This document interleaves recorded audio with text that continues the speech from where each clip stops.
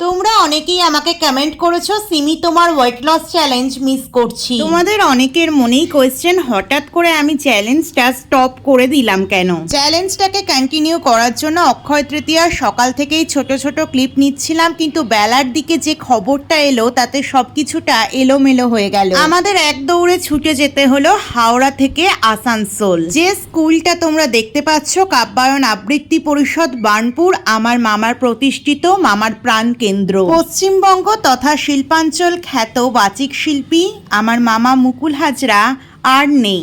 কাউকে কিছু না বলেই সবকিছু ছেড়ে তিনি চলে গেছে। মামার মুখাগ্নি আমি নিজের হাতে করেছি। মামার অস্থি বিসর্জন দিয়ে 3টে পোষ্য থাকার কারণে সেই রাত্রেই আমাদের বাড়ি ফিরতে হয়েছিল। এখানেই ব্রাহ্মণের উপদেশে 12টা দিন পালন করে আসানসোলে গিয়ে ঘাট, শ্রাদ্ধ আর মৎস্যমুখের কাজটা আমি করেছি। তাই অসহজে চ্যালেঞ্জটা কন্টিনিউ করা আমার দ্বারা সম্ভব হয়।